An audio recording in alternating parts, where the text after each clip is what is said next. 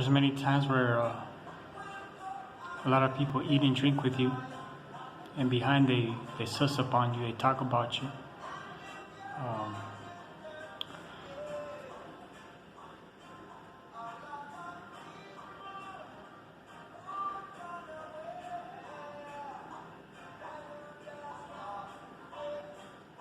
there's a reality that a lot of people don't see, but the real ones, the ones that are connected spiritually to God, they see things, and they truly hear things about God, coming from God. So the reality is, when you live in a certain way and you focus on and acknowledging God as something greater than yourself, something greater than anything, because there are many gods, but there's only one true God. People get a mistake because they want to hear what people say, and they want to do what other people have said, and they don't do what works for them because of what they're living. The only thing that you can live is what your life backs up. You know what I'm saying? Don't try to live other people's lives. Don't try to be like other people. No, step on your ground, focus, and see where you're at. Recognize God as something greater than yourself. And the reason why I'm making this quick statement is just to be true with you guys, and to be honest on a real view, on turning the light on, shining light on things that people don't wanna, they don't know about. So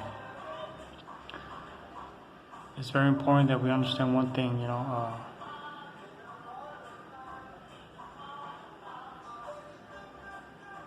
when you separate yourself from the pack, you see things for what they are. Don't follow the crowd, man. Don't be a follower. If you want to follow somebody, follow Jesus.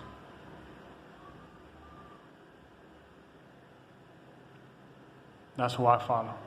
I mean, his character, his life, his integrity, his honesty, his truthfulness, his bravery. He came into this world, and sometimes this world is crazy, because you're in the world when you're free. You don't know who's who. When Jesus came into this world, he lived solid in his focus, knowing who God is,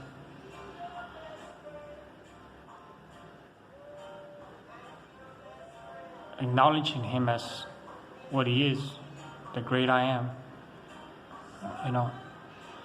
and he lived what he talked, and he talked what he lived, so when you focus on your goal, and you know the reality of why you're here, why you're alive. It's like we grew up when we're little, and we're like trying to find our way, but when you come to a point in your life when you know why you were born, why you're here, and everything changes, and you start living in that creative purpose. You start living why you were created. So the only reason why humanity and man itself, man, woman, humanity was created, is here, is so we could all live like Jesus lived. Truly. Look at his life, it's solid. That's what we were created as humankind. The cat's out the bag, you know what I'm saying? So when you start living in the reality, it's like when you live in that, people frown on you, especially the religious system. They frown on you. You know what I'm saying? They talk about you, they frown about you. Look at that. You know what I'm saying? And it should be motivating for you, because it draws you closer to God. It puts you in a position where you're just living your life. You're not talking about it. Your actions speak for itself, and you're still being helpful, guideful, and just bypassing all those gossip and all that talk, and showing people, at the end of the day, like you're there, and in due time it pays, and people do pay attention and see the reality. You know, the reason why I'm saying this because we're living in a present time right now with this virus going in the air, and people are you know, advice. I would probably use that word advice to stay at home. Um, so there's no services. There's no, I mean, Easter weekend, you know, people are home, you know, and all along I've been living my life this way. You know, I remember there was times where I go to the building. I call it a building, you know, because the real church is made up of individuals who really love God, you know, individuals like who live their life like Daniel lived their life, you know. So when I came to know about Daniel, you know, I really stepped into that path, you know. You know, I made a right turn on that path, and I started just focus on that, living how Daniel lived his life, and acknowledging God as something greater than me, acknowledging for who He is. And people were frowning upon me. People were talking about me, distancing themselves from me, because like I had to be there at every service. I had to be there every time we went to church. I had to be there. And I was like, sometimes I had to work, so I couldn't show up, you know. And I'm over there, you know, helping people, doing things for, you know, just being a good worker, you know. I mean, doing, and every moment, you know, acknowledging God, whether I eat, whether I was sitting down, whether I was thinking, I acknowledge God. So my life was just focused on that, you know, from the beginning. And people frown upon me, you know what I'm saying? So now that we're living this reality, we're like quarantined, we have to be at home, and we can't show up to those buildings, we can't do massive gatherings, none of that. I see that, and I thank God for that. It's not that God made this happen, it's just the reality itself. This season, you know, viruses and all that have been around for ages, and it's just that season where this is happening right now. So I'm in a point where I'm like, I've been living this life. I've been focused on an intimate relationship with God. I've been focused on living like Daniel lives, you know. Meanwhile, everything's happening in the world, my life is just focused on God, you know what I'm saying? Because at the end of the day, when I'm sitting at home, when I'm in my bed, going to bed, ain't nobody there but me and God. All my burdens are laid upon Him. And I take action, you know what I'm saying? I say, God, give me the strength to fight back, you know.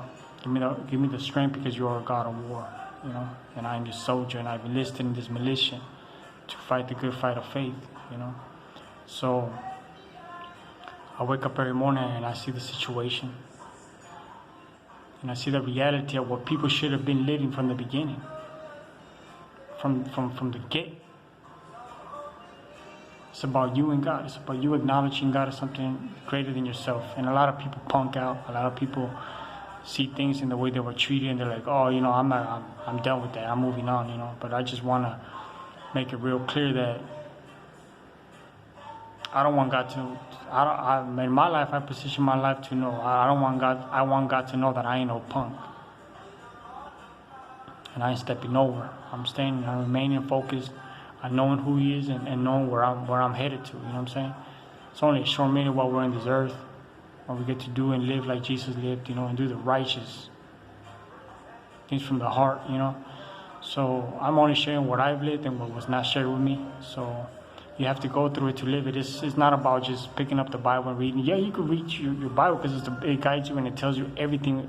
That's the only book on this earth that tells you your origins, where you came, where humanity came, you know, and where we're at now, you know, and then what was about to happen and what is about to happen. So it's good to read it on a personal level. Just read it and know. But it's more than reading. You have to live it. You have to practice. You have to step into it, and that's how you learn. It's not just about studying. It's about actually stepping into life and living it. You know what I'm saying? That's when you gain all the tools you need. You know, it's like, show me a wise man, and I'll show you a man who has made a lot of mistakes. But nowadays, we don't want to make mistakes. We want it easy. But it's not about being easy. It has to be hard, you know. Hard work pays off, and that's how we gain our muscle. So Don't go about what other people say and do what other people have done. And see, a lot of people nowadays, they talk about what other people have talked, and they want to do what other people have talked. But you have to talk about what you have lived, what you're going through, what works for you, and acknowledging God. I'm talking about you, like I'm a person watching me, you, like right there. You have to come to grips and understand that God is greater than yourself. And I just want God to know that I ain't no punk, and I ain't gonna punk out, because God has been with me in my lacks, in me not having nothing. He's been there in my defeats, and He has been there in my victories. And I'm always gonna be and stay in that focus and remain there, because it's not about a religious system. It's about actually your life and how you live it, and you stand your ground with integrity, with righteousness, with truthfulness.